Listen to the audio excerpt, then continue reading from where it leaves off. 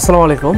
আপনাদের নিশ্চয়ই মনে আছে যে 2023 থেকে 2024 সাল পর্যন্ত ষষ্ঠ থেকে দ্বাদশ শ্রেণীতে যারা অধ্যয়নরত ছিল এবং তাদের যে ভর্তি নিশ্চয়ন বা উপবৃত্তির যে টাকাগুলো রয়েছে এই টাকাগুলো নিয়ে কিন্তু অনেকটা প্রবলেমে পড়েছিলেন এবং আপনাদের কিন্তু যে সেই টাকাগুলো কখনো হয়তো বলা হয়েছিল যে জানুয়ারি মাসে দেওয়া হবে, কখনো বলা হয়েছিল যে মার্চ মাসে দেওয়া হবে। তো যাক, আমরা কিন্তু সেই টাকাগুলো সব শেষে এসে মনে করেন যে দেখা গেলো যে হয়তো জুন বা জুলাইয়ের দিকে আপনারা সমস্ত টাকাগুলো পেয়ে গেলেন। তো টাকা পাওয়া যাওয়ার টাকা যে আপনারা যে পেয়ে গেলেন, টাকা পেয়ে যাওয়ার পরেও আপনাদের এখন আবার কিসের 6-3 হাজার টাকা দেওয়া হবে। তো এই 6,000 টাকা এখানে থাম্বনেলে এই জন্য উল্লেখ করা হয়েছে যে আসলে দেখেন যে কিছু কিছু জিনিস রয়েছে যে আসলে ভিডিওর ভিউগুলো আসে কিন্তু থাম্বনেলের উপরে ক্লিক করে।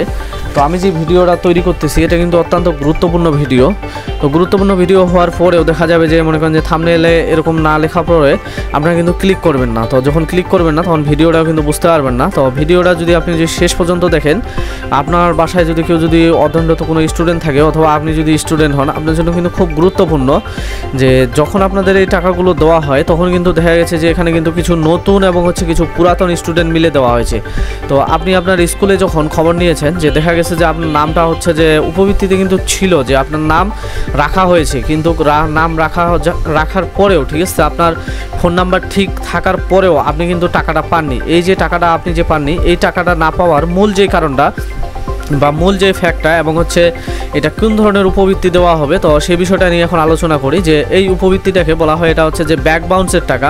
অর্থাৎ আপনাকে যখন উপবৃত্তির টাকা দেওয়ার জন্য মনে করেন যে আপনার শিক্ষা অফিস থেকে টাকাটা সেন্ড করে গেটওয়ের মাধ্যমে, আপনারা জানেন যে টাকাগুলো এবার কিন্তু নগদের মাধ্যমে দেওয়া হয়েছিল, বিকাশ থেকে রূপান্তর করে নগদে নিয়ে যাওয়া হয়েছিল, যার কারণে সময় লাগছিল। তো এখন বিষয়টা যে মূল যেই ফ্যাক্টটা তা যে নগদের যে অ্যাপসটা রয়েছে বা নগদের যে সিস্টেমটা রয়েছে সেখানে কিন্তু KYC আপডেটের কারণে দেখা যাচ্ছে যে আপনার অ্যাকাউন্টে কোনো প্রকার টাকা কিন্তু ক্যাশ ইন হচ্ছে না। এটার মূল সমস্যা যে আপনি যে NID কার্ড দিয়ে নগদটা খুলেছেন তা খোলানোর সময় হয়তোবা আপনার কোনো কিছু কাগজপত্রের ত্রুটি ছিল অথবা আপনি একটা NID দিয়ে 2টা নগদ অ্যাকাউন্ট খোলার চেষ্টা করেছেন।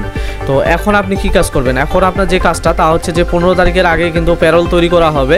তো 15 অক্টোবর একটা দীর্ঘ সময়। তো তার আগে অবশ্যই আপনি আপনার স্কুলে গিয়ে খবর নেবেন। আপনি যদি আপনার উপবৃত্তির টাকাটা পুনরায় পেতে চান তাহলে আপনার স্কুলের সাথে আপনি যোগাযোগ করবেন। যোগাযোগ করে যদি দেখেন যে আপনার সমস্ত কাগজপত্র ঠিক রয়েছে তাহলে আপনি কি কাজ করবেন, আপনার নগদের যে KYC রয়েছে সেই KYC আপডেট করবেন বা আপনার নগদ অ্যাকাউন্টটি আপনি ঠিক করে নেবেন। যদি আপনি ঠিক করে নেন আর আপনার টিচারকে আপনি যদি জানান তাহলে কিন্তু এরা কিন্তু ইনফরমেশন করবে আপনার স্কুল থেকে।